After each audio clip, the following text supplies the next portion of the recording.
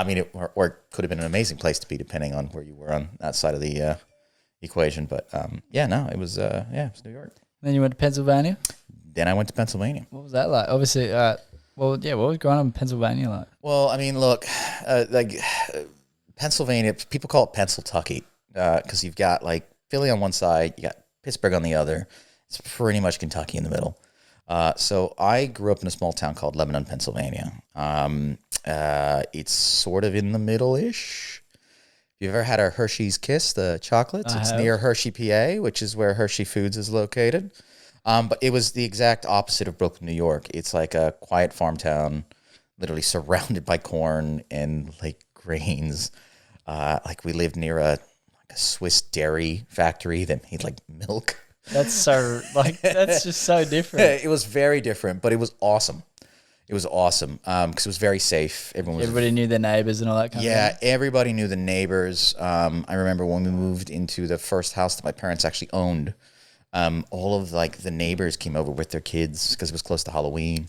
They like brought over candy and they introduced themselves. And I'm just kind of thinking like, this is crazy. Like, are these people like really nice? Or it's the beginning of like a murder slasher film. Yeah, right, I mean, like everyone's really nice. Oh yeah, I don't know, man. I was like, everyone's really nice, almost too nice. Yeah. But then you're like, this is a great opportunity. Yeah, but it was a great place to grow up. I look back at it fondly. Like when I go back and visit, like little things have changed. I'm like, oh, there's a housing development where that farm used to be. Yeah. But then you look across the street, you're like, yep, nope, that giant field that's been there for 25 years is still there, right? So it's good. It's an awesome spot, man. I feel like you moved into the exact suburb where people feel the same way about that here. Yeah, really. Yeah, well, because like the LeCornu site on O'Connell Street. Yeah, very well. That thing was vacant for 30 years. Yeah. And just had like the walls in here, like just corrugated iron just around it for 30 years. Yeah. Yeah. And then bam, now it's open and it's still doing not much. Yeah, well, they're going to. They've started putting up the fencing for the construction. Oh, they actually have put the fencing in there. So there's just this morning I was walking by there. They've got the corrugated fencing going the whole way around. They're getting ready to dig some holes. Blast from the past. I know. Like, yeah. Well, hopefully they're gonna like do something behind it. Right? It does look good what they're gonna do. Yeah. It's gonna be interesting because it definitely doesn't. It's not the vibe of the neighborhood, but I think it can bring a different vibe to the neighborhood. I think it's going to be a good thing. It's going to take it to the future. Yeah, well, that's it. I mean, depending on what side again, some people are like, no, it's too tall, but like, I don't know, might look awesome, might be really awesome. Like, give it a shot. Yeah, at the end of the day, they can knock it down. Yeah, it's better than the empty vacant lot that's been there for 30 years. Yes, so, yeah. I agree. So yeah, that's funny that you come to the same place. But anyway, just for a little bit of context for people that are listening, what they're doing at that LeCornu site is they're essentially creating 3 towers. One's like 15 stories, the other 2 are 13 stories. It would be set back from the front, and then they're having mixed use between commercial, hotel, and residential, and it's pretty cool. That's a really good summary of that project. I could not have done it that well. I looked into it a fair bit. Fair enough. Yeah, but all right, so you like Kentucky vibes growing up? Sort of, but it was like, but it was still a very northern state, right? Yeah. So, but it was dude, it was just fun country town. So how'd you get into like the world of HR? Like from being there, like what'd you do at uni? So that's a good question. A lot of Counter-Strike. No. So I actually, it's funny. I went to uni in Pittsburgh, so I decided to stay in Pennsylvania, but I went to the side, the west side. I was always into computers and technology, so I was like, I'm gonna learn how to program and be a computer science major. And I lasted 1 year, and I was like, I don't actually like programming. I don't want to sit in front of a computer screen all day. I probably shouldn't have made my hobby my job. So I bounced around a lot, didn't know what I wanted to do, ended up like a lot of people that maybe don't know what they want to do. They look at the credit sheet and say, like, what do I need? Like, what degree can I get in 4 years? So I don't have to stay later. And I just got a psychology degree. But I did find an area of psych that I was interested in. It was cognitive psychology. I was really interested in research. So I did a lot of independent directed research. On what kind of things? So we studied language learning, memory. It was actually really fun. So maybe you can answer this for me. So like in Australia, do they do the thing in uni where if you take like a psych course, you have to do like 3 hours of being a subject? Of being a subject? Like in experiments? Like, Oh, so where I don't went to know. university, if you were like, in an intro to psych class, they're like, hey, sign up for 3 things. And yeah, you'd go and they'd ask you a bunch of questions and it's number 1. And you'd go to number 2 and they'd be like, look into this thing and it's got lights and crap and tell us what you see, number 3. But I did the fun stuff. I did eye tracking and functional MRI.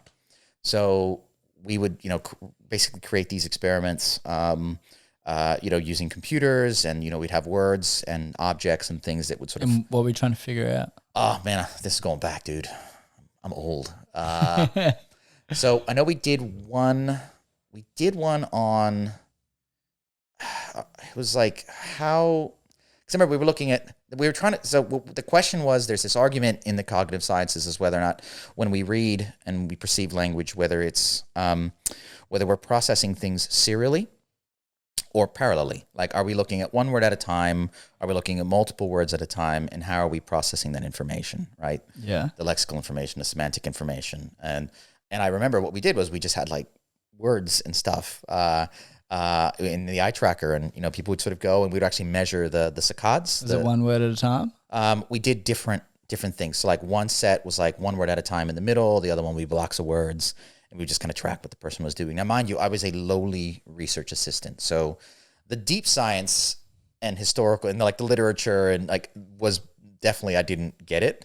They were just like, hey, can you make the computer do this thing for this many milliseconds and blah, blah. I'm like, yeah, of course. So that was cool. But the MRI was really fun because we were studying memory. And again, this stuff was way over my head. But I feel like memory kind of ties into what you do now, right? You have to kind of make sure people can, like, how do you come across someone that has terrible memory? It happens all the time, man. I mean, I got the memory of a goldfish. I have terrible memory, I feel like that's a big setback. Well, yeah, I mean, it can be. It can, but it depends on what you're doing, right? Like, in terms of, like, for example, these studies, right? We're just trying to understand how the brain works when people are remembering and recalling certain things, and it was just like, we put them in this machine, like an MRI machine, and be like, don't move. And we'd give them this like little button, and we just have them look at stuff on the screen and they would react. And if you see this, do this. If you see that, do that. It was interesting stuff, but like, I never really understood the science behind it. Yeah. But I loved the research aspect and the research methods. That's what I was all about. So you were into the brain stuff? Yeah, I was interested in how people think. Like, cognition is interesting, right? So, which is funny because it does actually tie into what I do now to some degree. Right? Yeah, tell me about that kind of development. So as in, like, you mean sort of how I got from that to this? Yeah. Well, there was that big part in the middle where I realized I didn't want to be an academic and went to law school. So you finished that degree, yeah, and then you tried to be an academic. No, I didn't try to be an academic. I realized I didn't want to be an academic. Yeah. So I was like a research assistant, yeah, stuff like that. So I was like, well, computer science isn't going to work. Psychology, academia, probably not for me. I'm just going to become a lawyer because that's what pays well. So sure. So no, I actually went to law school after that, dude. Dude, I was a student until I was 27. I told you I'm old. That's a lot of uni. Yeah, it's really expensive too. Yeah, no, I actually decided, I was like, okay, well, I probably have to get a real job. Yeah. So took the LSAT, got accepted to a good law school, 3 years of law school, got to the end of it, realized don't really want to be a lawyer. So what was that like for you at that point? Obviously going through 3 degrees and then being like, I don't want to do this again. Like, I feel like that would have been a pretty emotional roller coaster. Well, you know what? That was an interesting turning point for me because I'm not sure if you're aware, we don't have the lovely HEX system in the United States. I'm aware. Borrowing for university in the US it can be very expensive. Wasn't it like $300,000 a degree on average?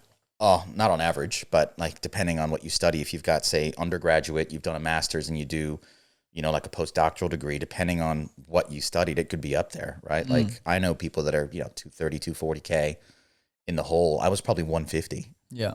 When all was said and done with law school.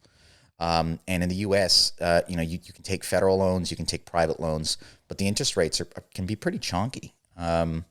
I think mine were 6.8 and 7.5%, and those were federal Stafford loans. That's pretty rough. So man. it's like, hey, I finished school and I don't want to be a lawyer, but I owe the government $150,000 at 6.8 and 7.5%, right? So, And you had to start paying it immediately, don't you? well, no, you get like a 6-month grace period. Sure, 6 months, that's nothing. But here's fun fact: Yeah. you can discharge almost anything in bankruptcy except student loans. Oof. So like, I have heard that. That's yeah. just, So yeah, I was panicky, man. I was like, well, I don't want to do this either. And now I got all this debt that I didn't have before. Oh no. Then I sort of had like this moment. I was like, the only reason I keep bouncing around is because I was trying to do what I thought people expected of me. Wasn't actually doing what I wanted to do. I didn't want I don't want to be a lawyer wearing a suit every day, like working in a law firm, busting my ass for 10 years to make partner and then dying of a heart attack at 60 from all the stress. Like, yeah, you know, no, fuck that. I didn't want to do it. Wait, just let me ask you another question in Yeah. terms of, because I feel like that's something that I can relate to. Okay. In terms of like doing things that are just for the need of impressing others, Yeah. or doing what others expect. Tell me like what that actually played out, because that's a fair few rabbit holes that you've gone down potentially, like trying to Mike. please that. Yeah. Was it being a lawyer was pleasing that, or was it I have to go and do this like the uni thing and then get a job from my uni degree was the way? I think, look, it's just kind of expectations, right? Like I'm very fortunate that like both my parents are doctors. Like they grew up in Puerto Rico, not a lot of money, you know, got their degrees, moved to the US and made something of themselves, right? So I kind of grew up with that as sort of being the standard. So in my mind, even when I was really young, it was like, okay, I've got to get a job that's respectable and that's going to make them proud. And I have to work really hard and it has to be something professional, but I don't want to do medicine. Yeah. I was never interested in medicine. It just wasn't for me. Yeah, I feel you. I wanted to be a lawyer when I was a young kid. I was Did you? 5, standing on stage in reception. Do they call it reception over there? I don't know what they. Oh, well, It's like before first grade. oh, kindergarten. Yeah. No, after kindergarten. Oh no, we just go straight to first grade. Okay, well, anyway, so I was there, and you go on stage. I was dressed up in this like little tiny suit. I'm like, you know, like 4 foot tall with that. You would have been adorable. I was so cute. And then I had this briefcase, and everybody had to go out individually and say what they wanted to be when they grow up. And I go, when I grow up, I want to be a lawyer so I can be a rich man. So, fun fact: not all lawyers are rich. It's true.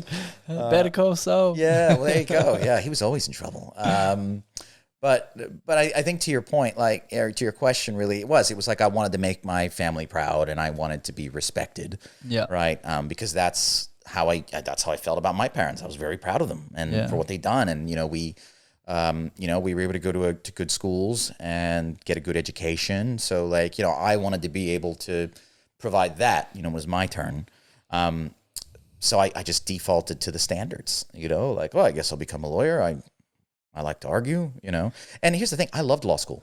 I genuinely enjoyed those 3 years. That's strange. A lot of people think it's dry. No, it was fascinating. Like the law I find incredibly fascinating. And what kind of law did you gravitate towards? Intellectual property. So there it was again, that little, that nerd that thought he wanted to do computer science now thinks he wants to be a lawyer, but still kind of close to the technology. Yeah, right. When I was in law school, they launched it's called Jolty, the Journal of Law, Technology, and the Internet, right? And this would have been in 2007. So, the law is historically pretty backwards. Like in the United States, we have the Copyright Act. That's been revised a few times since then, but it was it's called the Copyright Act of 1976, right? And we're trying to apply that to like internet and media. Like NFTs. Yeah, who knows, man? But it was like, there was that connection to technology. I was like, I actually am really interested in, because remember, like when I was in uni, that's when the whole Napster thing went down.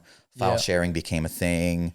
Like I was fascinated by what was happening there. Napster was like the first Amazon, wasn't it? Oh, Napster was the first peer-to-peer file sharing service. Oh, like the music. Yeah, it was like service. easy piracy. Like it made music piracy accessible. Like before Napster, you would have to be like on these old IRC channels, like pulling MP3s that someone was hosting on a file server or an FTP server. It was all very like, Sounds complex. It was really hard for like your average internet user to like go and pirate music. Yeah, I grew up on LimeWire. Made it really. Well, there you go. So like LimeWire, Kazaa, like they're all effectively the same thing. You do a search, you find what you want. Napster was just kind of the first one, and the one that Metallica lost their mind about. So yeah. Yeah. So that's that. Like I went towards that and gravitated towards that, and I did do a copyright law course, did a lot of commercial law courses. Took a few. Actually had like an internet law class that was taught by a guy named Raymond Koo, who was awesome. Like really. What was the standout from that? Because I feel like copyright law is a pretty relevant thing in today's world because everybody's creating content. Yeah, well, that's it. But I think that's what I found interesting, right? Music was being freely shared, whereas before it had to be this, it was a physical medium, right? It was a CD, it was a cassette, and now all of a sudden it's the digital files, right? And then you've got, these MP3 players, these iPods and stuff like that coming out, and just the whole concept of like, well, who actually owns this, and understanding how the rights system works and how publishing rights work. I just thought it was fascinating, right? So I was like, well, I'm going to study that because I like it. Yep. And that's the thing. I realized that I actually really like this. I don't think being a lawyer is the way that I want to apply my enjoyment it's of more this. Of that, like turning a hobby into the job. Correct. Thing. It was like, I'm doing it again, and this time it cost me a lot of money. But when it was all said and done, and I finished law school, I was like, okay, well, I don't want to be a lawyer. I don't want to do this, but I want to do something with technology. Like, I don't want to write code. I don't have the attention span for it, but I love technology. So I was like, I need to find something in tech. So, I was still, going to take the bar in the US, and I was scheduled for all of the exams. I had to do the ethics exam, and then ultimately I decided, like, if I'm not going to do it, why am I going to take these tests? Like, I'm not going to be a lawyer. Yeah. So, so where'd you go from there? Austin, Texas. Texas. So far we've gone from Brooklyn, New York to Lebanon, Pennsylvania to Cleveland, Ohio, which is where I did law school. And from Cleveland, Ohio, we're now in Austin, Texas. You're just craving the South. Honestly, like it wasn't even that. When I was trying to figure out where I wanted to live, I like technology. I like music. I like barbecue. Both of all those three, doesn't it? I like warm weather. And I had a good buddy of mine that was like, dude, I'm in Austin. Come check it out. Stay for a week or so. And if you like it, just... That's like the farmer's choice. You're like, yep, got it, mate. Yeah, let's go. So I'm like, do it. So I like packed everything into my Honda Civic, drove to Austin, Texas, which is like a 20-hour drive from Cleveland. Oh, that's like driving like over to Queensland. Yeah. I did it in a day. Yeah, good. It's like you're like 20, I was like 20, what was I at the time, 26, 27, and I was like, I'm invincible. It's fine. A few no-dos in the process. Yeah, no-dos, coffee, and you start the trip at night. At night? At night. So I would sleep the entire day before the trip, and I left Austin, Texas, 7:30 p.m. Hectic. Because I'm alert. Yeah. I'm like, I just got up, just had my breakfast, and it's like, I'm going to drive through the night. It's going to be no traffic. I'll be alert enough to like try not to hit any deer. And yeah, so that's what I did. I left at 7:30 p.m. And I remember leaving because it was still so hot. It was August in Texas. It was like 100 degrees Fahrenheit. I don't know what that is. I can't convert back anymore. I've been here too long. I think it's like the high 30s. Yeah, high 30s, maybe low 40s. Anyway, it was really hot at 7:30 p.m. And I was like, this is Texas. And I remember that vividly, and then got in the car and drove, back to Pennsylvania. So here's what happened in Texas, though. I was there, got into, met some friends that work in the tech scene. My buddy was a software engineer. So, I was trying to look around and see, well, what can I do? And I was looking at maybe doing some like data analyst work. Like maybe I could do like an entry level sort of data analyst type job, because I was good with, the technology. I did research, really sort of fixed on what, good sort of methodologies are and stuff with respect to data integrity, cleansing, input, et cetera. So I was like, yeah, maybe I'll do that. And then I got a call from a professor that I used to help with research back in Pittsburgh. And he says, hey, I've got a research project that will require some of your data skills. I've got 6 months worth of funding. Would you be happy to come back as like a casual research assistant? And I'm sitting there looking at like the clock ticking towards when I have to start paying back those student loans. And I'm like, yeah, I need money. And I just got to Texas, but I'm running out of money. So I probably going to do it. Yeah. So you moved back to Pittsburgh. No. The next two questions out of his mouth were, are you under 30 still? And do you have any criminal record? And I'm like, that's a really weird question, but I'll play. Yeah, I'm under 30. And no, I do not have a criminal record. He's like, cool. I'm at the University of Sydney now. You have to come to Australia. And I was like, what? And he's like, yeah, dude, like, when I got sick of Pittsburgh, I sold the house, got a job here. I've been here for 2 years. You should come here instead. And I was like, yeah, why not? Like, cool. I get to go to Australia, work there for 6 months. And what year was this? This was 2010. Okay, yeah. And it was literally like he reached out to me in June. I was here by August. That's awesome. What a quick move. Yeah, but that's the thing. In my mind, I was like, oh, I'll get to live somewhere cool. I get to do some travel. I'll make some money. And then I had this like, oh, I'm going to do my soul searching. You know, I'm going to figure out what I want to do with my life. So I'm going to travel. I don't know why I sound like Steven Seagal. I'm going to travel through Asia and, do some, punch some people. Do some kung fu. Yeah, kung fu. Well, he was Aikido, I think, which I don't think is actually like a real martial art. But anyway, I digress. No, the plan was like, I'll go through Asia, pop out through Europe, fly from Europe back to the U.S. Where'd you go in Asia? I didn't go anywhere in Asia. Oh, that was my plan. That was my plan. My plan was like, I'll do my thing in Australia, travel back to the U.S. through Asia, through Europe. After 6 months. That was, yeah. So I was like, yes, I've got this grandmaster plan. I'm going to do that. Yeah. And then I got here and loved it. Loved Australia. It was, it's a beautiful country, right? You've got this massive, beautiful continent with all sorts of amazing geography, and it is only 25 million people here. So like, you haven't ruined it. It's true. It's like, you go to the U.S. and you go to the coast, and I don't think there's any piece of shoreline that isn't spoken for with mansions and condos. Like, you can't drive to the ocean in like anywhere along the East Coast or the West Coast.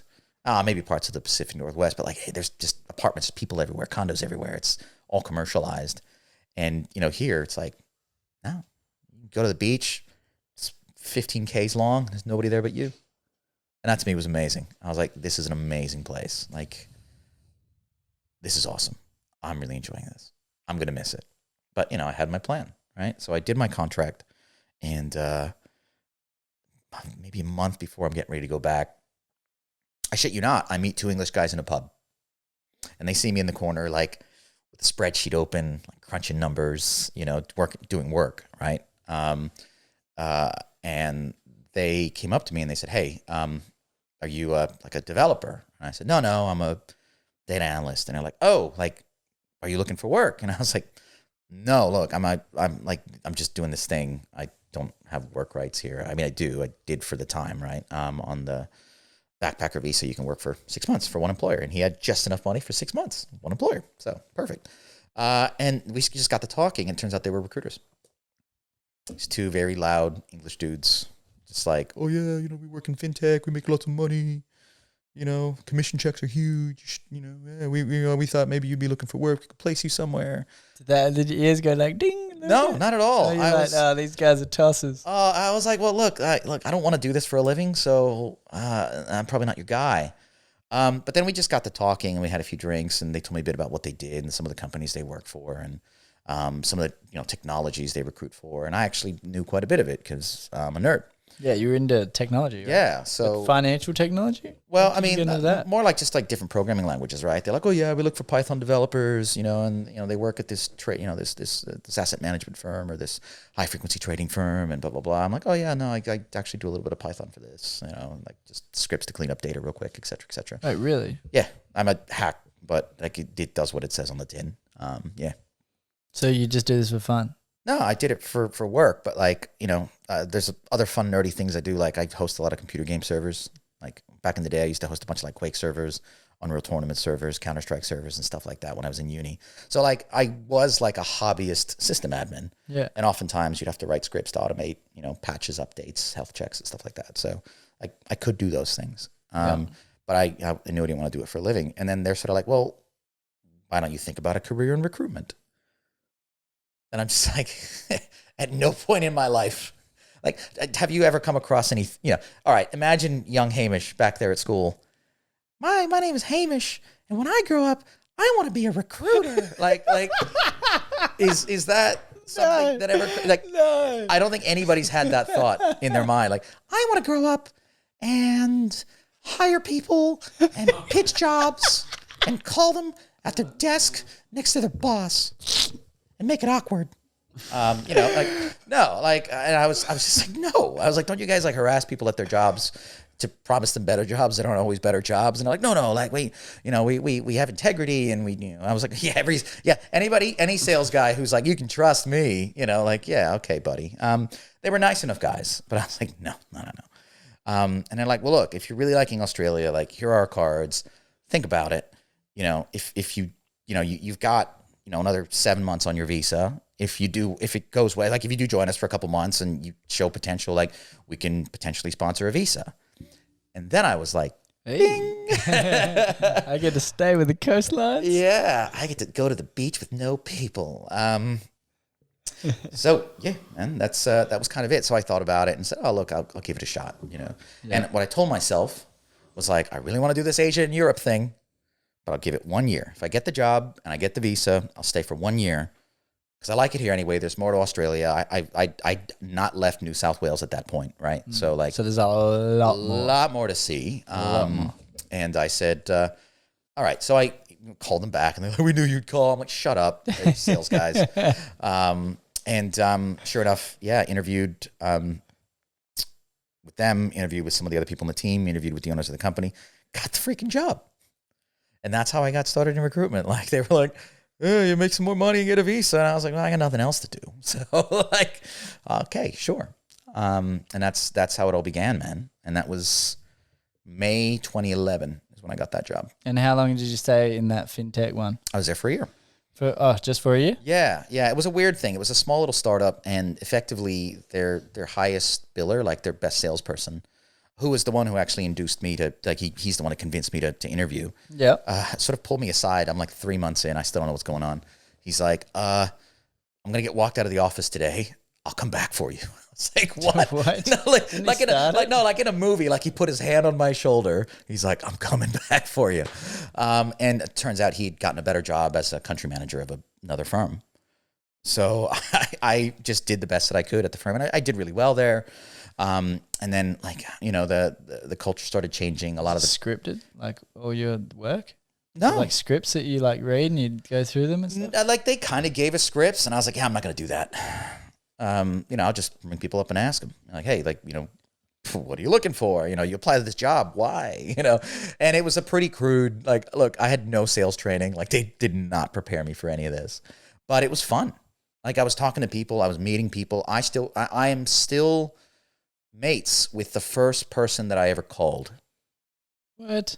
So, he at the time was like a senior system admin for like an energy company in Sydney, and I was like, hey, my name is Francisco, I'm calling from a recruitment company. I saw your CV on a database. And he's like, dude, what the hell? But he was really nice about it. He's like, oh, I'm not really looking. I'm like, oh, that's cool. And he's like, where's that accent from? And I was like, oh, I'm from the US. I'm like, it's like my second day.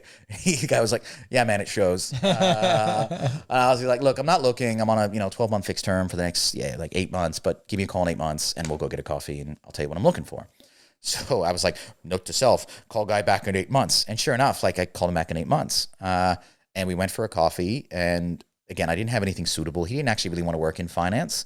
He kind of prefers like public sector or like smaller, more nimble companies. He doesn't really like the rigid structure of banks and stuff. So I realized I probably couldn't place him anywhere.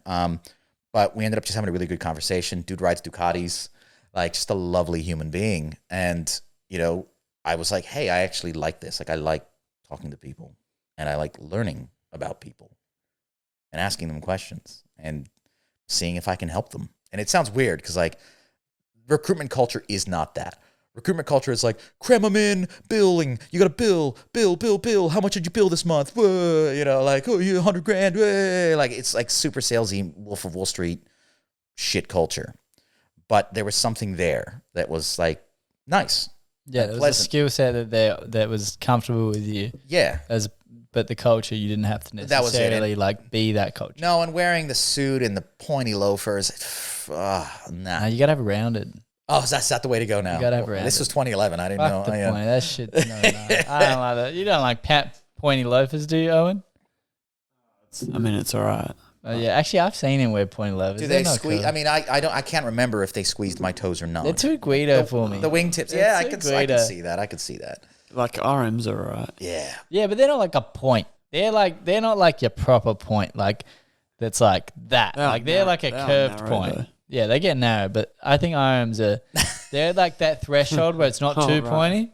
Whereas like because they're a boot. I'm gonna have to look this up. Well, at a certain point, you become an elf. Like when it's Yeah, right. pointy, and if it points up, then you're an elf. But I think if it points up and it's striped, you're a witch. So yeah, I didn't know, man. I'm not a real big fashion guy, right? Okay, I'm like, yeah. oh, you've got pictures of. Yeah, I've got pictures up. Yeah, he doesn't like it, does he? Quite pointy. Yeah.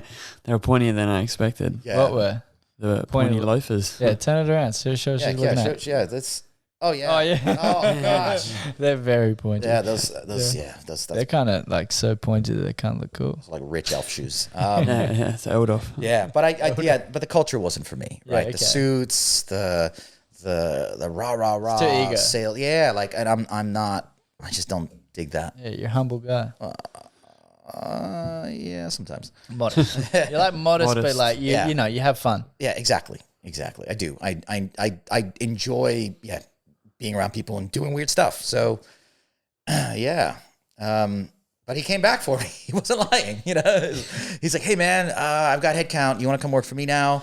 And I was like, "Yeah." Is it just like this place? Because if it is, I'll just stay here.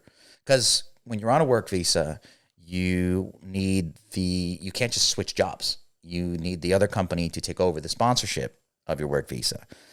So there was a cost to them to bring me on board, and there was a risk to me. Like the company I was at was happy; they were happy with how I was performing. I wasn't loving it. So like I was intrigued, and I did like the guy that hired me. He sort of did set me on the right path, and I felt like there was more to learn there because he's very good at what he does. I said, "Yeah, okay, but like, is it more of this shit?" And he was like, no. He's like, I'm working with I'm working with startups, like high frequency trading firms. They're casual. They don't wear suits. They don't want and I'm like, oh, okay. No suits. No, I love it that's like, this is like a life decision. Like I'm going to switch companies and it's not going well. I'm taking but there's no suits.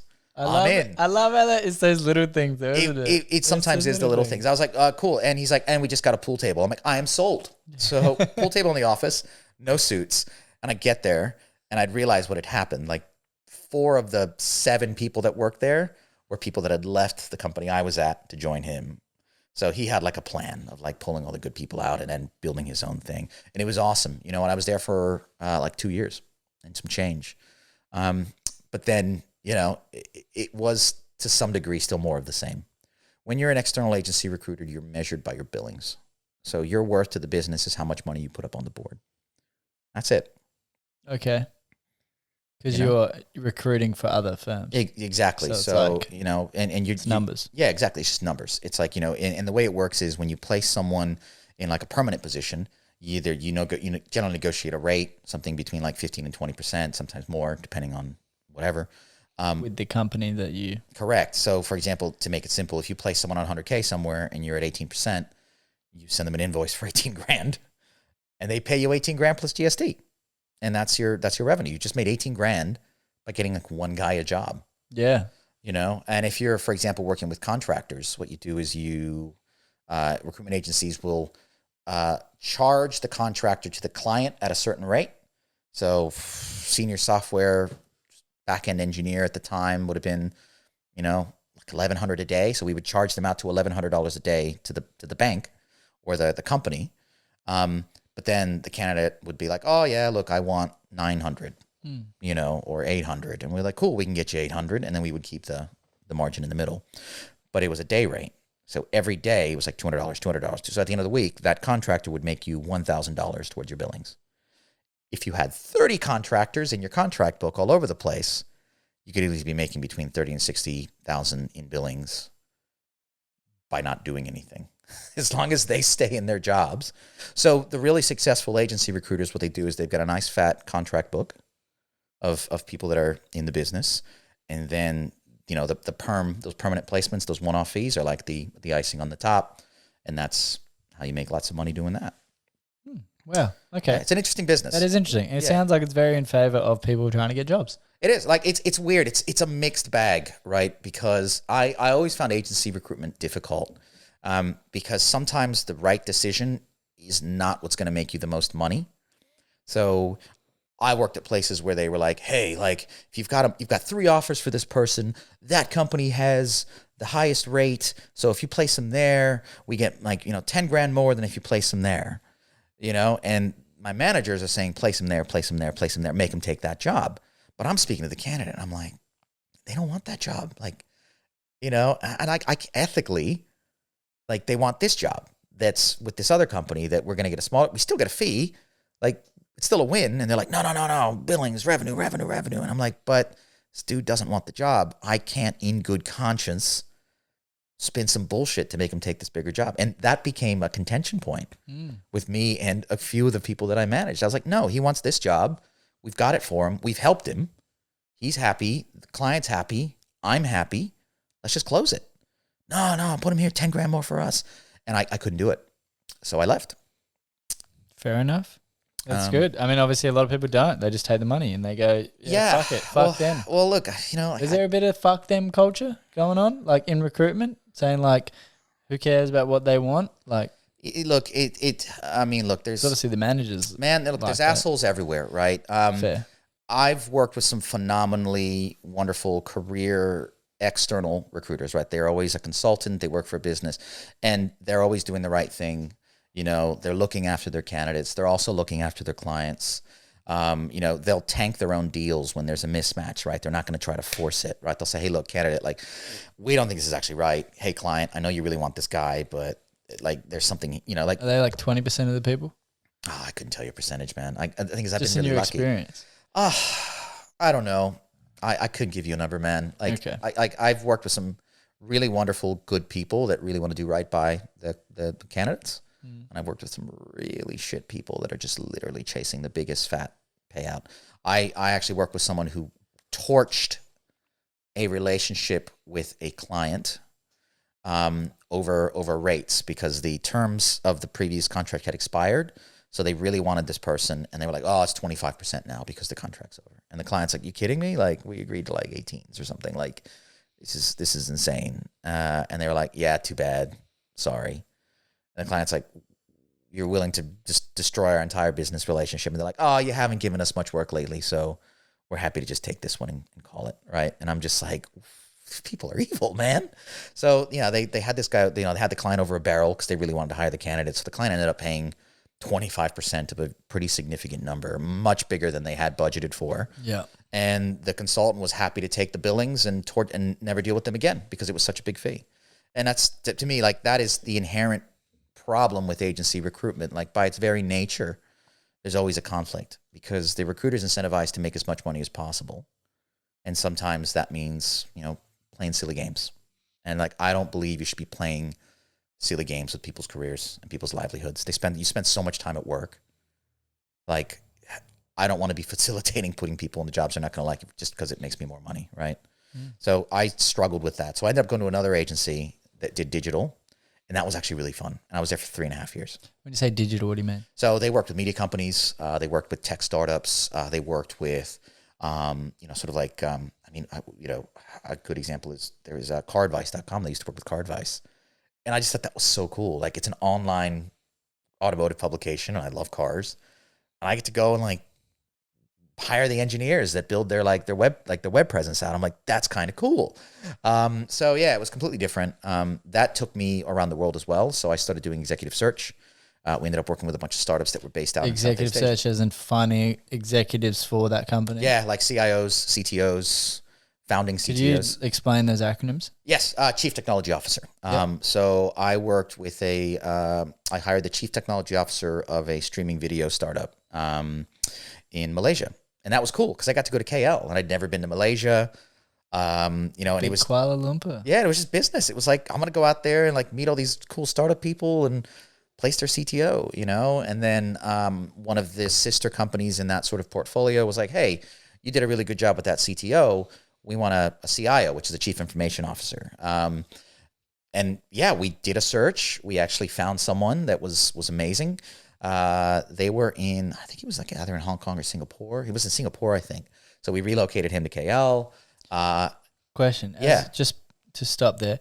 How do you figure out as a part of that looking process, like who's actually decent at their job? Oh, well, look, you Do you have a database? Or a like, lot of things, right? So we're talking 2014-ish now. So LinkedIn is huge. We do have an internal database. So we always advertise. You always advertise the role, and you always advertise in lots of different places, right? You advertise locally in the most popular job sites. You advertise internationally. Like, for example, even in my job now, like we want to bring people from, say, the US and from the UK. If they're open to relocation to Australia, we advertise the jobs in California. We advertise them in SF as well as London and related areas, right? So we would target areas. We would specifically headhunt, and that was primarily where we would get the most results, right? We would actually say, okay, what other companies are doing what we do? So, for example, this other company I worked with was a classifieds business.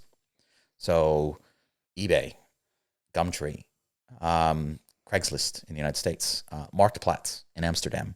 And I just basically figured out what are all the big classified sites, Mercado Libre in South America, massive. OFX, massive, not OFX, OLX, massive. So we like mapped out all these companies, went on LinkedIn, figure out who was doing these roles or potentially the role below this role. And we just like send them emails, reach out to them, send them emails. We would often we would chase referrals. So if I speak to somebody really good, say I spoke to somebody at eBay that was like amazing, and they're like, yeah, look, job sounds interesting. I can't move to Malaysia. My next question is, all right, well, do you know anybody to be up for it? And there you go. They'll give you 4 or 5 links. Oh yeah, I worked with this guy. I worked with this guy. He's at PayPal now. and I guess it's You chase something those that leads. like is a nice thing to do if you're, Yeah. if you know that, like, hey, I can throw a job their way. It's an opportunity. Yeah. So, and like genuinely, like when you approach these searches, you don't approach it like a salesman. A lot of recruiters get that wrong. They're, oh yeah, I got my sales tricks. There's some agency that will go unnamed that they push this thing called spin selling. It's like proper, just like wanky sales shit. What is it? Well, it's just like if they say this, it means this. Like I never really read too much of that. I was a fan of like, just have a conversation, sell with integrity, sell with information. If they don't like what you have, if they don't like the facts of what you're putting in front of them, cool. Don't twist their arm. Try to get something else out of it, a lead, a referral, and move on. And they're going to be appreciative of the fact that you weren't a sleazy sales guy trying to sell them a used car. And they might even think about it and come back. Correct. So there's a saying, and it's that you should treat every candidate like a client, because eventually your candidates become your clients. So that junior software engineer that you helped out 8 years ago that you were really nice to, and he remembers that experience, when he's a team lead 7 to 10 years later and he needs people, he's going to see what he's going to remember, that, oh, you were that guy that was actually different. You were that guy that actually gave me the time of day. You were that guy that didn't force me into that job that your manager wanted me to take, right? So yeah, you have to really be mindful of your interactions with people in this industry, or else you look like a dick.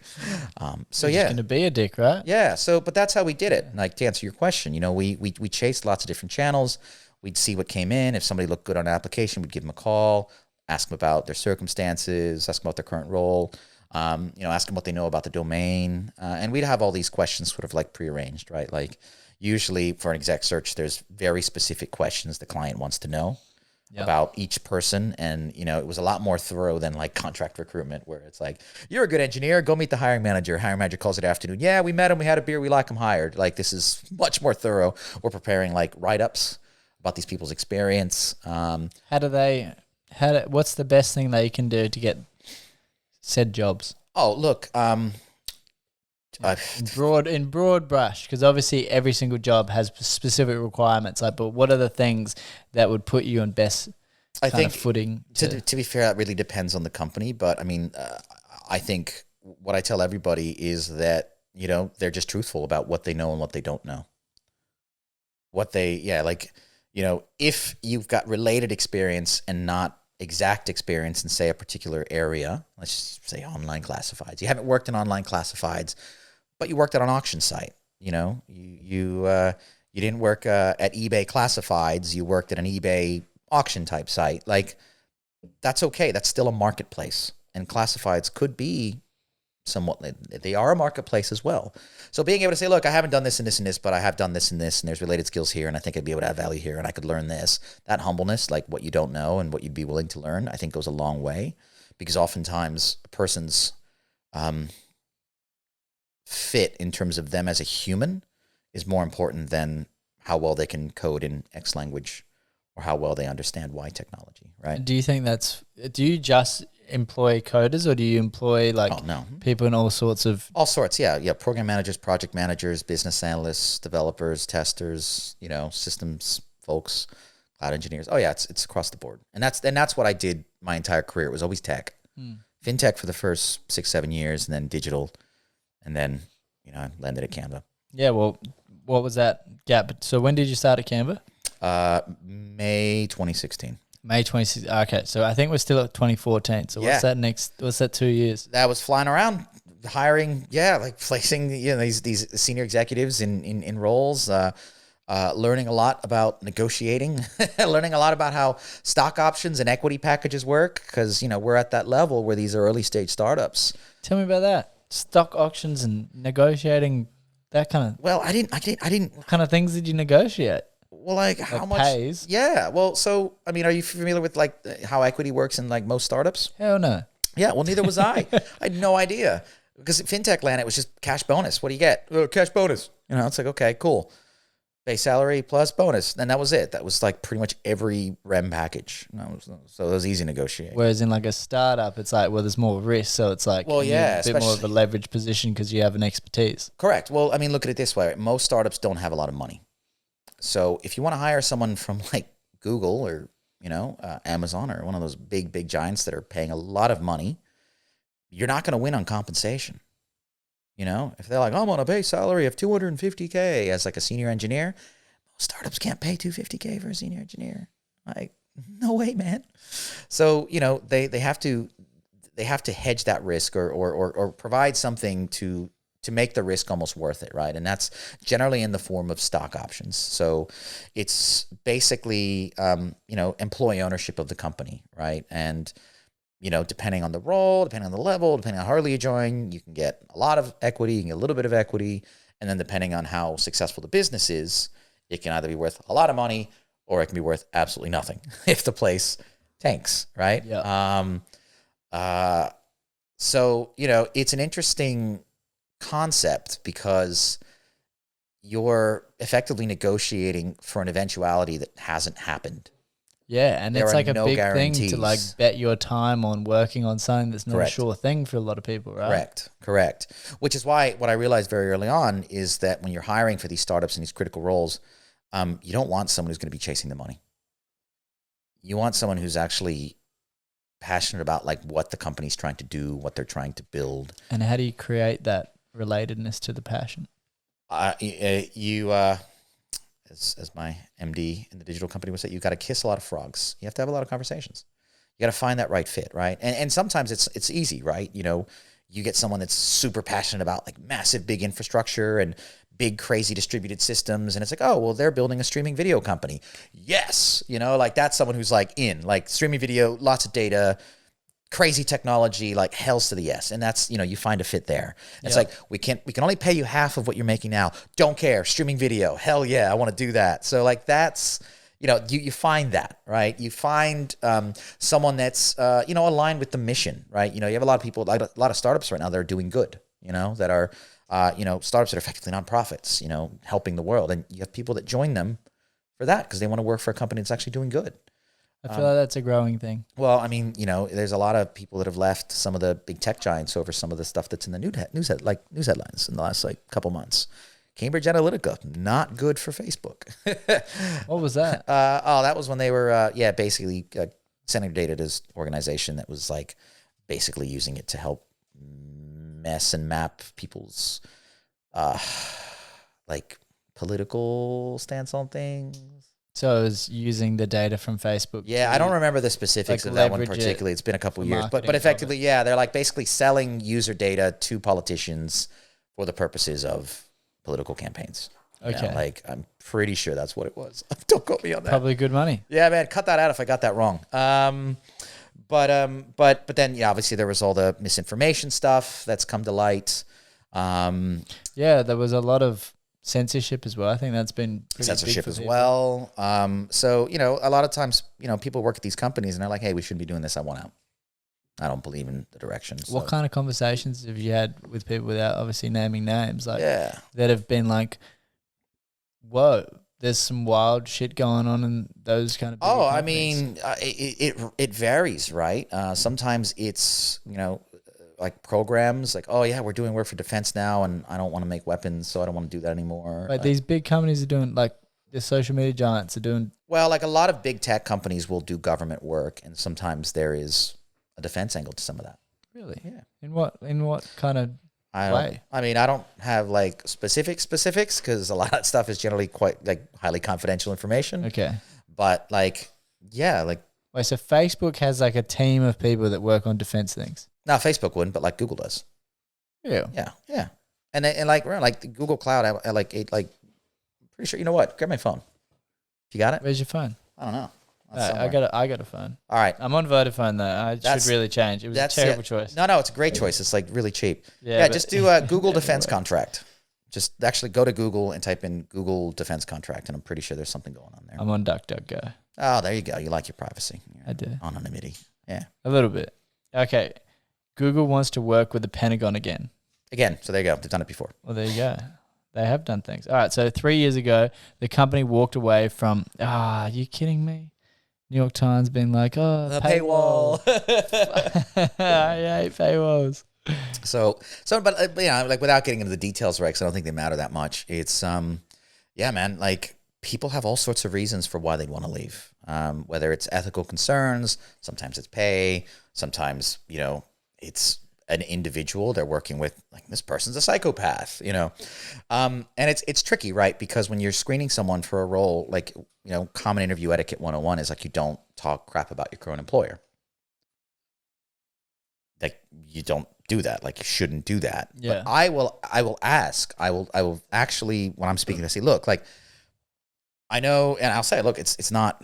I know it's generally said it's not kosher to throw your employer under the bus. Like, you don't want to be bad mouthing people in an interview. It's a bad sign, right? Because if you're doing it in an interview, who knows where else you're doing it. Yeah, you're going to probably be a gossip. You could be a toxic person, at work, right? And you don't want to run that risk. But I think the other half is that if there is, and I've had people like kind of pour their heart out. So it's like, yeah, I've really struggled to be relevant here, and I've got a manager that keeps putting me down, and every time I'm up for promo, I'm passed over, and it just feels like, you feel like this person at the end of this like supposedly 30-minute like technical screen, right? But like I think it's important to really understand where someone's coming from, because in my job, I need to be able to tell them where they can go. Like, hey, like we can either, if that's where you want to go, we either can or can't do that, right? And again, that comes back to integrity, like just being straightforward with people. So like, I quite like open, transparent conversations. I'll tell people halfway through the call, we don't have the job that you want. Like, I'm happy to keep your details on file, but like what you want, we don't have. We're not that environment, or we don't have this, we don't have that. You try anyway, but if you're not happy, I'm not happy. We've hired you. It's messy. Like nobody wants a situation where we're all unhappy. And most candidates are like, yeah, I appreciate that. Thanks. Meanwhile, your agency recruiter would be like, it's the best job, mate, in the world. You're going to love it. And it's just like, And so that's changed a lot by working for a single company. well, it changed. I mean, I made that change to not be that guy when I left the fintech recruitment. I said, you know what? Like, I only want to work with cool companies. I don't care if the fees are lower. I don't like, I want to actually feel like I'm helping. So helping a startup find a founding CTO is like super, like you think I find, the recruiter, that must be a really stressful job for a recruiter. Could you imagine being the founders Yeah, of a right. company? They're like, we're going to bring in this person as a partner. We have this limited pot of money and very few resources. If we get this hire wrong, we're fucked. It's the death of the business. Yeah. So like, yeah, it's stressful for me because I want to get the right person, but the anxiety on their end must be levels beyond that because they're carrying all the risk. I'm just trying to get paid, you know? So I think like when you look at that, it's like, you know, holy crap. Like, you know, so I wanted to help. I wanted to be the person and like, don't panic. Doesn't matter if it takes us 3 months, 6 months, we're going to find the right person for this role and we'll make it work. Right. And, as far as I know, most of my exec placements did very well. None of them were duds. So that's good. But then when I got the tap on the shoulder to start talking to Canva, I was open to the conversation because I knew them as a company that wanted to do good. Like I was aware of them in the market. I hadn't really paid too much attention. So you had gotten them a few people and then started working? No. I'd never worked for Canva as an agency recruiter at all. Yeah. It was just basically through social contacts. Somebody pulled me in and said, hey, would you be interested in maybe working for us? And I'd never really considered it. But here I am, like... And how old were they at that stage? This was 2016, maybe, yeah. I mean, technically incorporated in 2012. So yeah, maybe 3.5, 4 years. Yep. Yeah. So very young. It was probably maybe 55, 60 people globally at the time. But like I knew that they were a company that had really strong values. Their office was close to where I lived, so that was handy. But it was more just like, you know, I was kind of ready for a change. The beauty of agency recruitment is that it can be lucrative if you're pretty good. At this point, I had paid off most of my student loans, which I did in like 4 or 5 years, which is unheard of. Like I have friends now in the U.S. that still have like hundreds of grands worth of student loans. Oof. Well, because you get into the rat race. Yeah. You know, you finish law school, you're 150K in the hole. You know, you get your big law firm job, and then like everyone's driving Audi. So you go and buy a freaking Audi, but you finance it because you don't actually have the cash to buy it cash. So now you've got a student loan payment and a car payment. And then, everyone's got really big houses. So you go and buy a damn house. And now you've got a mortgage, a car payment, student loans at, you know, stupid percent. And then, and so-and-so's got this nice thing. And it just becomes this like, you know, up the ante who's got the nicer shit. Yeah, it's like a social status. Just run Which life. I hate to say, it is very American. No offense to my American friends and family and the other 349 million-ish citizens. It's just, it's just that, like you succumb to that, right? And I just never appealed to me. So I was happy to live like a backpacker, and just funneling all my commission check to pay the loans back to the US. So I could take the hit, you know, and there's a little part of me that's like, I always wanted to work for a tech company. I love tech. I get to be really close to the engineers and figure out what they do. And, you know, it's a pretty cool product. Yeah, you get to geek out. Yeah, so it was, and I got there and I was like, this is my dream. And I almost didn't take the job because it was a pretty significant pay cut because, as we discussed earlier, startups don't have a lot of money. Just quickly, could you explain to people what Canva is? Yes, absolutely. So it's basically an online graphic design software. At the time that I joined, it was like social media marketers were using it. But since then, you can actually go and create things that you can have professionally printed. We've got, the presentations product. We've got charts, documents. It's kind of like a one-stop shop for all things design. And it's made with the everyday user in mind. So it's not like, some of the other, well-known professional sort of graphic design suites that. Yeah, it's not like Adobe that it's really hard to figure out how to use, but obviously it has a lot of customizability. No, Canva's amazing. And it's funny because I was aware of it, but I never used the product. But when I'd spoken to people that, knew of it, they were like super excited. So like my now sister-in-law was like, she's a teacher. She's like, oh my God, I love Canva. Like I use it in my classroom. Like I create all these designs for the students. I use it for report cards. It's amazing, And then I was like, I use it for my blog. I run like a mother's blog, blah, blah, blah. I'm a real estate agent. It was like, I actually I use the business card feature and then I take it to Officeworks and I print out my business cards and it's great, And I was like, oh wow, like a lot of people use this. And it's traditionally, folks that don't have that design edge, but we've got like amazing templates, all sorts of graphics, animations. It's great, man. It is great. I love using it. No, and it's funny because like my wife used it. We actually had some mock-ups done for our wedding invitations.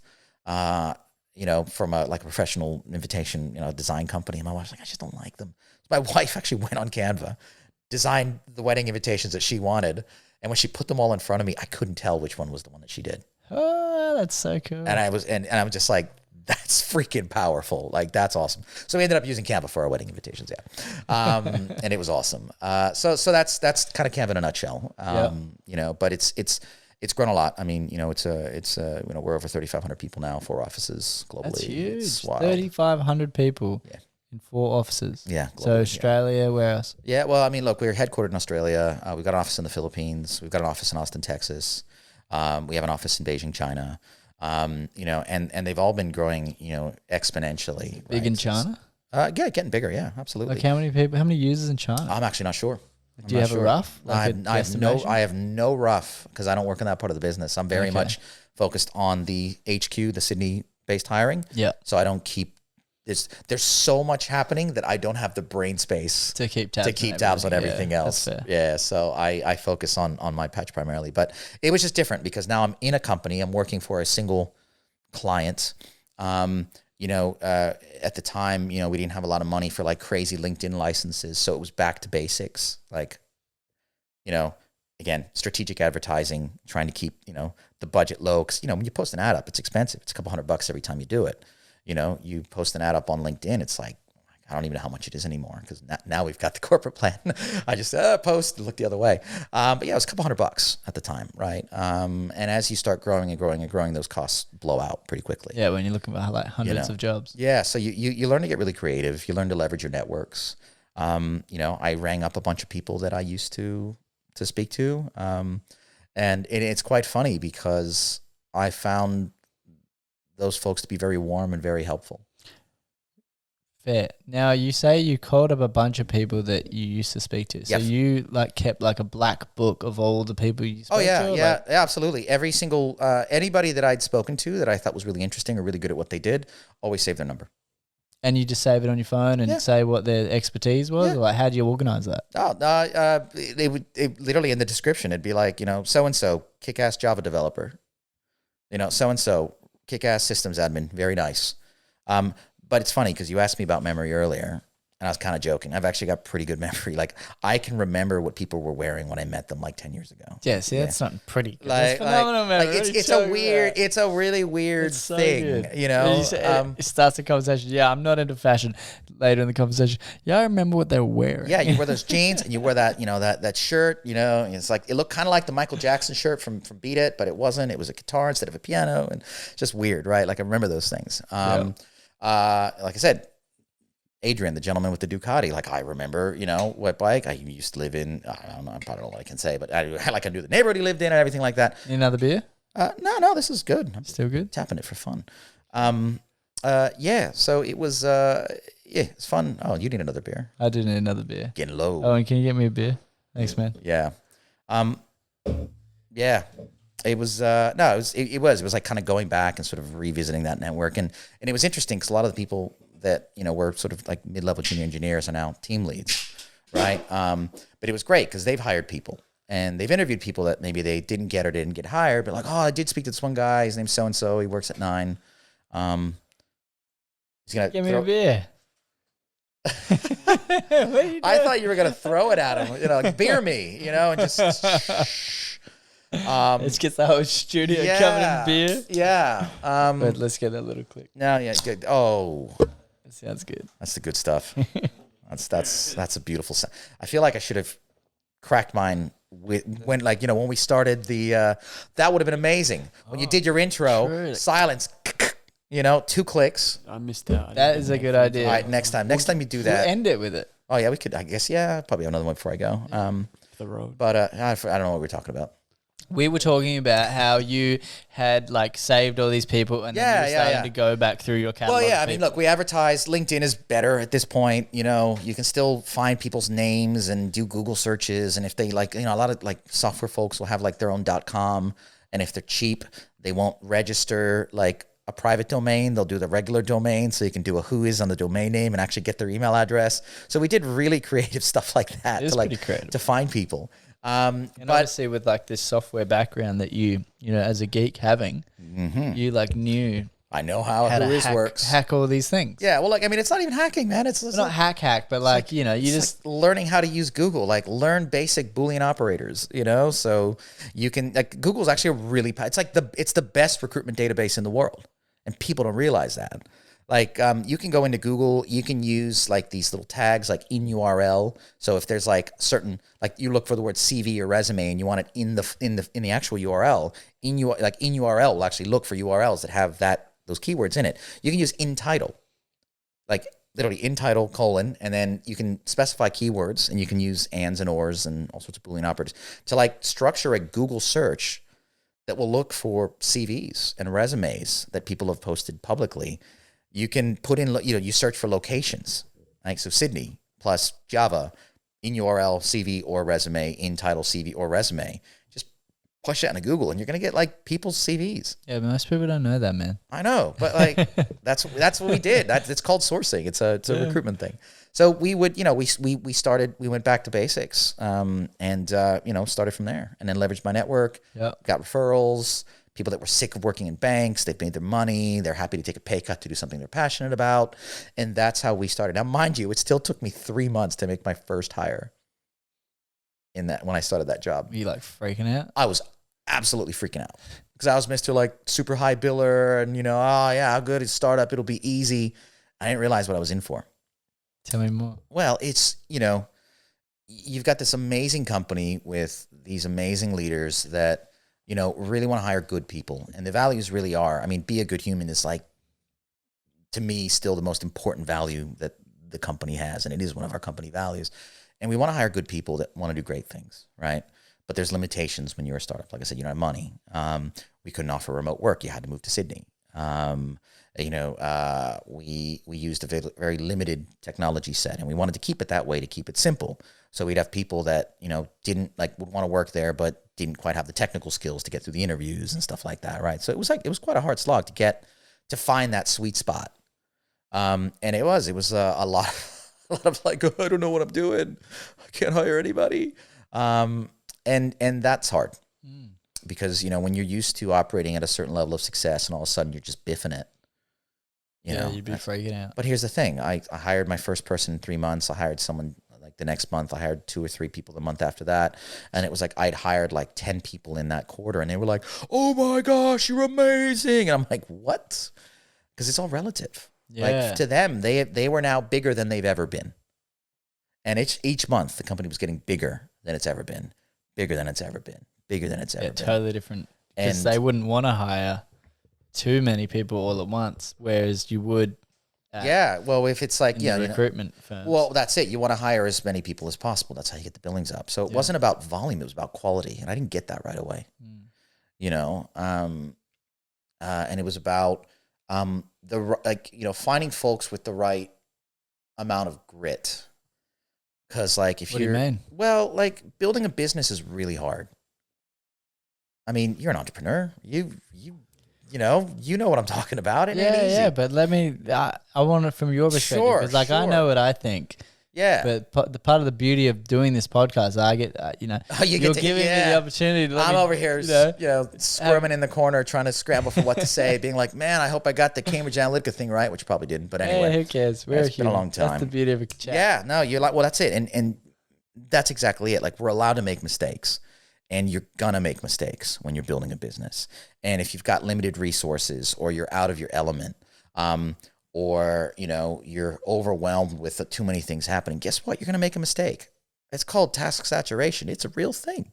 But you know, it's hard because you know what you want. And if you had, you know, $20 million, you could just buy it. When you don't have $20 million, you got to build it. So it was hard because I was just not used to being kicked around so much. I had so many people, you know, not rejecting offers, but just rejecting the conversation because they were like, no, I'm way too much money. I couldn't even fathom going to that level, you know? So what was it, like 250 down to 50 or something? Oh, no. I mean, like at the time, I mean, software engineers are very well paid, right? You can go on Glassdoor, you can go on Google and type software engineer salary Sydney and you can get the ranges, right? But like we were probably like below median.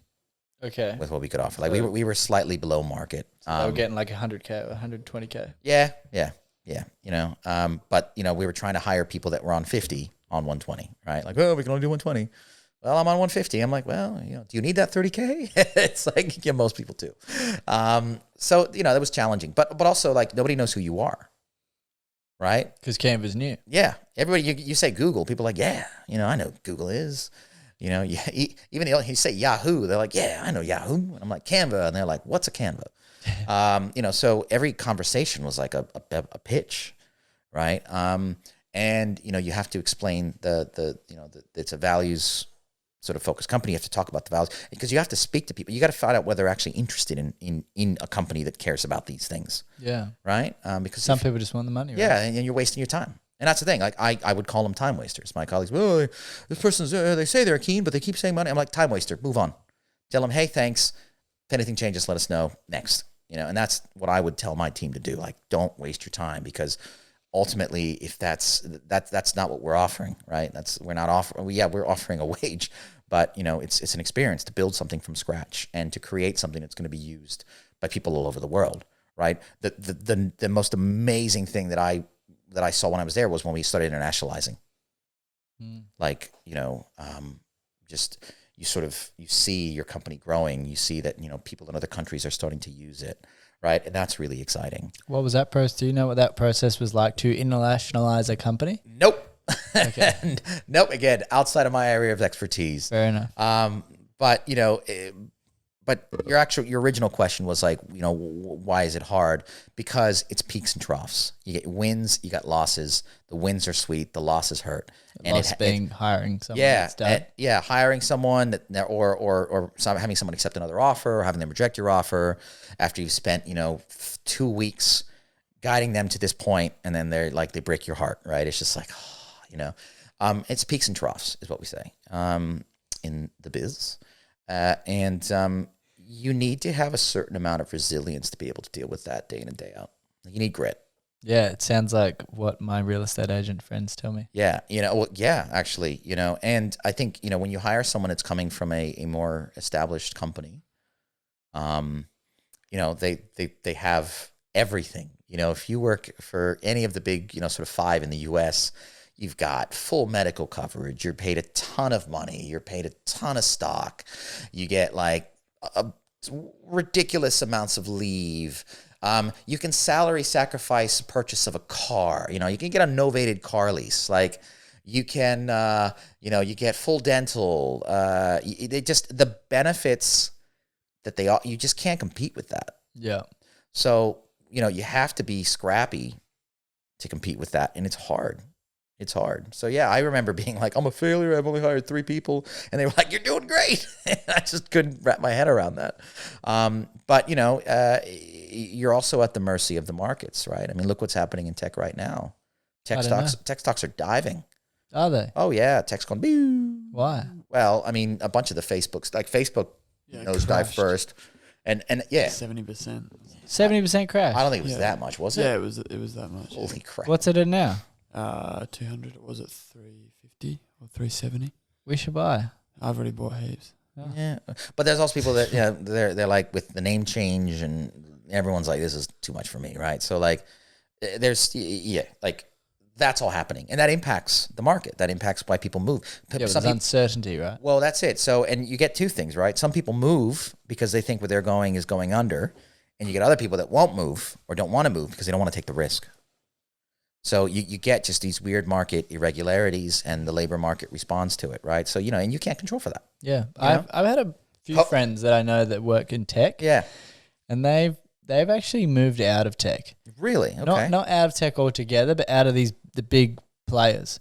Like I knew people that work for LinkedIn, Facebook, stuff like that. Yeah. You know, like the big cats. Yeah. And they were like, yeah, I want to actually be a part of a startup where I'm creating my own thing and have the opportunity for equity and stuff like that, so I can grow my portfolio money wise, but also like it's more passion oriented. It is. There's less bureaucracy, and that's you young whippersnappers and your ideals.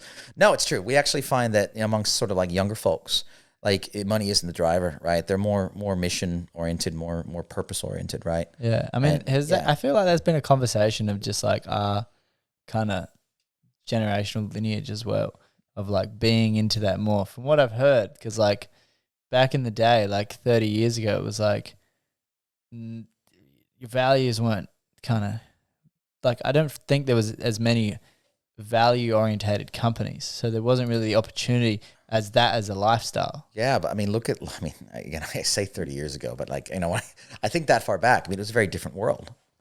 Oh yeah, facts. This is before tech startups for sure. Yeah. This is like when This is regular. I keep businesses. saying, I keep thinking like it's the 50s. Like, yes, like yeah. that, right? I'm pulling a shift at the factory, like honey, and then we're gonna go to the drive-in and have a milkshake. The 90s. Yeah, exactly. Like in my head, that's what oh, we're gonna go for a roller skate through the park, honey. That's 30 years before you were born. Yeah, I know. It was about 30 years before I was born. Yeah. You're 83, you said. Yeah. Wow, it's a long time ago. That's all right. 80s was a cool time. It was a really good time. 83 was a good time, man. Thriller was in the charts, and so was 1999 by Prince. 83, I think it was. I don't know, but Prince and Michael just turned up the charts. I love Michael. Little baby Michael. No, I love, dude. Always loved Michael Jackson. Always loved Prince. When he died, I died. I was like, there's a little part of me that just was like, I haven't gone into him yet. oh. Like I've listened to stuff. Like I like Purple Rain. Okay, all right. But I couldn't get into a lot of his other stuff. I just figured it was it felt too much like a time capsule of that time. And this might sound like blasphemy. It didn't feel timeless in its soundscape to me. Really? Yeah. Oh, man. It felt like that time. All right. We're going to do a part 2 where it's just going to be you and I sitting here listening to Prince. We won't be able to release it because we won't be able to like clear the copyrights. It'll just be awkward silence. We'll do that at home. I got speakers and shit. I know, man. Oh, you do? Yeah. Speakers in your house. That's amazing. Yeah. No, I'm joking. So 2020. Yeah, I know. I was going to say, so you got speakers in your house? That's yeah, man. I have a home entertainment system. Holy crap. Does it have wires? Jeez. No. All right. Yes, blasphemy. But like, there's like different stages of Prince. There's like different, and actually the funny thing about Prince is I didn't really get into Prince until Musicology came out, which is I think it's like 2000 when that came out, so it's pretty old to release. Yeah, but that's when he was playing with like what were like futuristic sounds, wasn't it? Well, no, he kind of went back to basics with that. It was like he brought the funk back, less synth, more guitar, heavy driven bass. I mean, he was always funky, if you know what I mean. But like, yes. He's gone through many stages of Prince, and at one point he was not Prince. At one point he was the artist, and at one point he was the artist formerly known as Prince. And one time he was a symbol. Yeah, exactly. He was a symbol. He was just a symbol. Just. I mean, it's a cool symbol. Yeah, no, it was a fantastic symbol. The guitar is shaped like the symbol. Yeah, so I've listened to Purple Rain, Sign of the Times. Ooh. And what about his like? But he's got like a broader catalog. Like he ghost wrote like a bunch of music. Like Nothing Compares to You by Sinead O'Connor was actually written by Prince. Yeah, see. Manic Monday by the Bengals, Prince. I don't know them. And more, Morris Day and the Time. Like, no? I don't know it. Oh. I might know it if I hear it, but I don't know those artists by like name. Ah. Yeah, you're going to have to teach me some stuff. Yeah. I have a great depth of knowledge in music in certain genres. No, that's fine. Everybody does. Everyone has their thing. Like, I went through the weird like I'll crush you. Do it. All right. I'll crush you in hip hop knowledge. No, well, yeah, you absolutely would. You absolutely would, because I'm like an old man. I listen to like Steely Dan and like the Doobie Brothers, and then I went through like this funk phase when I started playing bass guitar in high school. Funk's cool. So I've had a little funk phase. I mean, I can talk Brothers Johnson all day. Like, you want to learn how to play Stomp? I'll go home and show you, man. But yeah, it's love music, man. Music's awesome. How do we get on this topic? I thought I was talking about life. I don't know. I mean, music is life. Music's awesome. I mean, look, I had a really good conversation with John Carty. He's head of humanities at the museum. Yep. And he was saying that how Indigenous culture is so related to music, that their own music that they've created through like these Dreamtime stories, but they'd have it as songs. And they'd be related to the things that we would just learn from our parents, for example, like who to marry, how to choose your wife. Yeah. Like all those kind of like little social moral codes and stuff like that they would do through song. Yeah. So you'd have all these songs that were like part of an 80,000-year-old plus communities that got being passed down for ages, and these are like the longest songs, pieces of art, like living art in existence. ever, Exactly. that we know of, that are still, copyright expired a long time ago on that one. Heavy. Make your money. That's amazing. That's absolutely amazing. Yeah, it's pretty cool. That was a good chat. Check it out. Yeah, no, I freaking will. Yeah, it was actually really cool. But okay, so now you're at Canva, now you're doing that thing, you're doing well, you're getting used to this whole mentality of what it means to like hire purely for like the talent and fit of growing and building this organization that's purpose built as a mission, instead of, chasing money and doing it for a variety of different people and kind of understanding what each of those need. You are very much getting into the mindset of this one company and what it needs and what it will take for it to grow. Yeah. So... And that was weird. That was a harder adjustment than I thought it would be. I mean, that is a big shift of mindset, especially when you're doing years and different mindset. But I have a particular question, and it relates to myself and the people in this room and probably heaps of people that will listen, is what the hell should you put in your CV to make sure that shit looks good? How do you get past the first thing? Well, first thing, if you make your CV in Canva. No, we do get it. Actually, I do appreciate. No, it's interesting. I'll give you the low-hanging fruit. You're applying for a job. It's got you've seen the job advert. There's very specific language around the requirements, what they're looking for. You need to. You've heard the concept of mirror matching? I've heard mirroring in terms of when you're talking to someone. Same thing, yeah, mirroring. You're mirroring. You want to say, okay, like I see the language and the words and the phrasing that they're using in this job description. Take what you have in your CV and tailor it a bit to that, right? Use some of the language that they're using to describe your experience. Don't lie, because if you get me on the phone, I'm going to call you out on it. A very good recruiter will be able to sniff that out right away. Yeah. And that's it. You're dead. That's actually perfect. That's how I was taught when I was taught how to get my CV together and everything. Yeah, it's like high school, put it in the language of the person you're sending it to, right? And there's a couple of reasons for that. One, I think people will draw, some sort of, sort of subconscious, like, oh, hey, this they're saying what I'm saying, because literally you're saying what they're saying. But also at the same time, you got to remember that oftentimes, depending on where you're applying, if you're, say, a highly technical person and your CV is full of super, like tons of acronyms and highly technical language, and that CV is read by someone who works in HR that's not a technologist, and be like, what? They're not going to be able to make heads or tails of it. Yeah. So it's really important to use kind of plain language to describe your achievements, what you're doing. By all means, if there are relevant acronyms and very industry specific stuff, put it in there. But you want it to speak, and you want the CV to be a response to that job advertisement. And does the format, like, what's the best format to have? Look, format varies. I'd say, like, people say, oh, only a one-pager. That's a very American thing. Useless. I get a CV from the U.S. I'm like, this tells me nothing. You worked here. You went to school here. What the hell did you do? Yeah. So but also don't send the 27-pager because they've done all these studies and stuff. The recruiter only really reads the first page and a half of a CV. Like, I try to read more than that. But generally speaking, when we're looking at it, the first thing we look at is, what are they doing now? Like, what is this person doing right now? Where are they working? How long have they been there? What are their duties and responsibilities? And we'll spend most of the time focused on the current role. And then we'll work our way down and sort of draw a map of like their history and their trajectory and how they've gotten to where they've gotten. And then obviously make sure, make the assessment as to whether or not that experience and those skills is relevant to the role that they have applied for. And if it's not, I'll be like, okay, is there anything else we've got on that actually might be good? Because if this is a good candidate for something else, I don't want to just reject them and move over. I want to give them a chance to get in, right? But it's got to speak to the JD. It has to speak to the JD? The job description. Sorry. Okay, yeah. And here I'm talking about, don't use industry acronyms, and I'm here, JD, PD. Another thing, and this is unconventional. What have you been told about cover letters? Cover letters. Write them, don't write them. Pretty much, they do say it's good to have it. It's almost like they say it's a necessity. Mm-hmm. But yeah, you're right. Like, you have it there, but it limits your ability to present yourself better in the CV. I think. Yeah, well, it's funny thing is there's different schools of thought around it.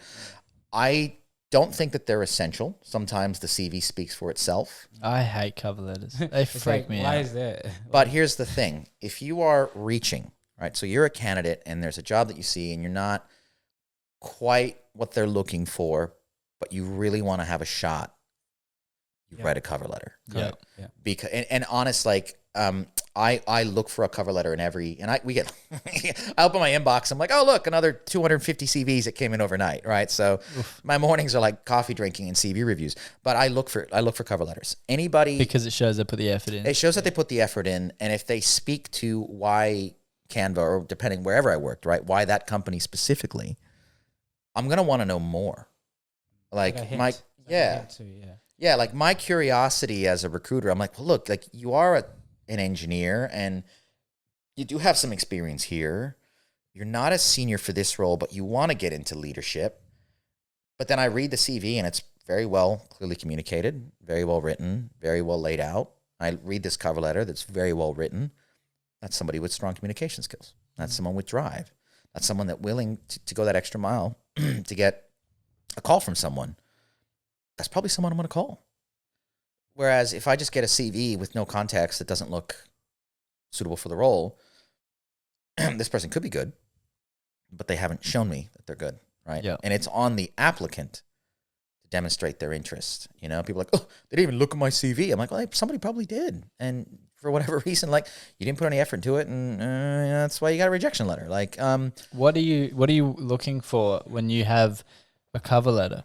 Like what kind of things are you looking I want for them them to write- say or I- start with and stuff like that? well, what I look for is something that speaks specifically to the role or specifically to the company, right? Like I'm applying to Canva specifically because of X, Y, Z. I saw this role in this group, and I'm quite, so the design group. I'm just gonna make a name up. In the design group, and I've always been passionate about this, and I've been following Canva for a while. And even though I don't have all, I have 3 of the 6 things that you've listed. I still feel that I, would be a good candidate for a role because of blah, blah, blah, blah, blah. And like someone who's willing to like push and throw themselves out there is, I think, somebody that is probably worth speaking to, right? Would you say that would you say that the passion and intent behind the job description is the most important aspect? I mean, it's hard to say whether Or it's skill set as well, isn't it? yeah, well, that's it. Like, you could have all the passion in the world. If you've never written code, I probably can't hire you as a developer. Yep. But I think it's a combination of those things, right? Yeah. Like I sort of call it like a cluster. Like I'm looking for a cluster of signals that indicate that this person is probably, somebody that maybe we should interview. Yeah. Right. Okay. So for example, if there's some experience, there's skills, there's relevant skills. They're eligible for the role. So oftentimes we'll get applications from overseas, and obviously, as there was that thing that happened that closed the borders for about 2 years. Oh, that pesky thing. Remember that thing? That pesky old thing. Yeah. The old coffee McGee. So that really changed the game, right? We couldn't bring people from overseas. So we had to really think about, okay, well, when we're looking at applicants, we've got a limited candidate pool now. Yeah. We really have to do our job and look for everything. So yeah, Has we look that for changed now? yeah, you can bring people back now. Yeah, okay. But a lot easier. Oh yeah. There's no quarantine. Before, remember, because it basically had to be a resident or a citizen or like an immediate parent of one, and then there were like other like very limited circumstances in which. Sounds like that was a good time for Australians to get a job at Canva. Yeah, well, actually, it's funny because all the tech companies went remote. Ah, so they didn't really need it. True. Yeah, and it was all. Well, the thing is, and I thought that was such a good thing for Australia, because you do have talents everywhere, right? Just because a company is headquartered in Sydney and the office is in Sydney doesn't mean that like somebody in Perth can't do the job, right? And one of the things that I struggled with in the early days was, and I don't know what it is.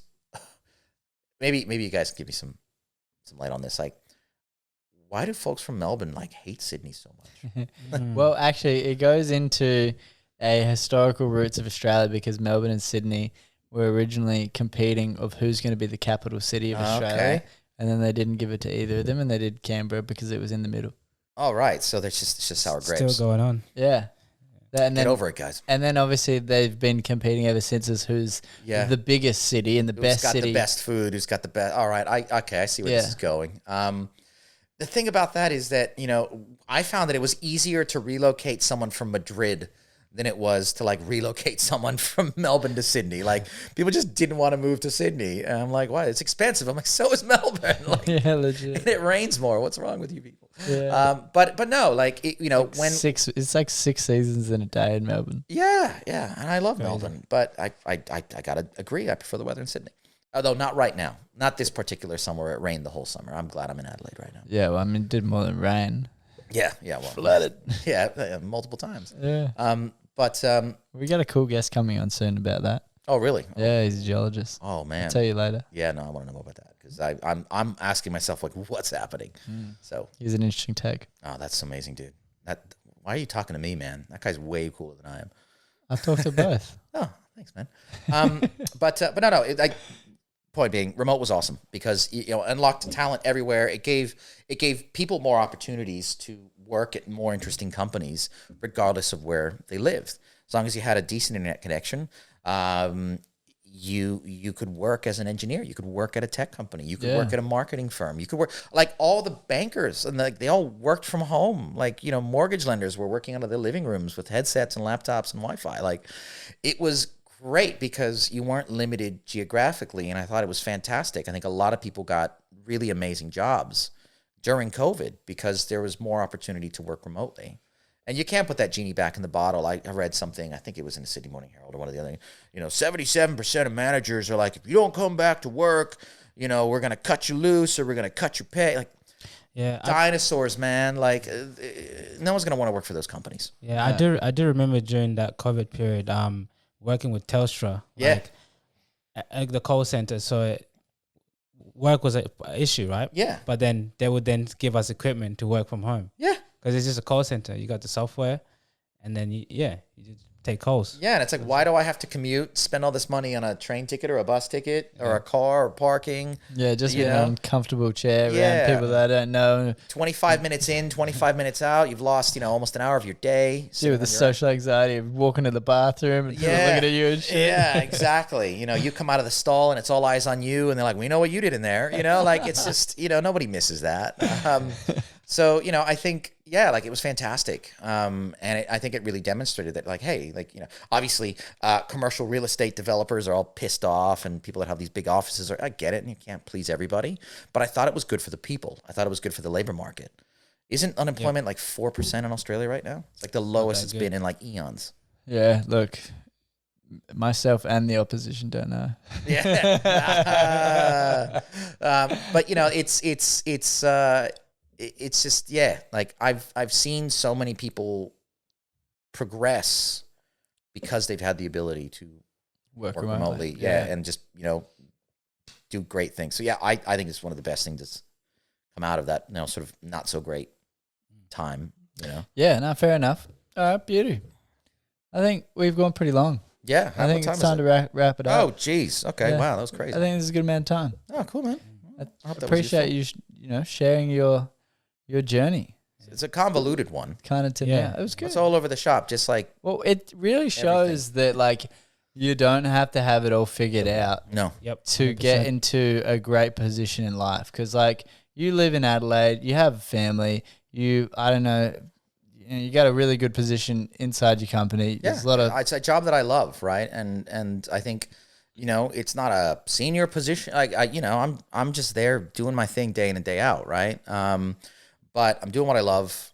You're right. Like I'm very fortunate. I've got a wonderful family, live in a really cool city, but I think also like it isn't too late. It's never too late. I didn't get this job till I was in my mid-30s. Yeah.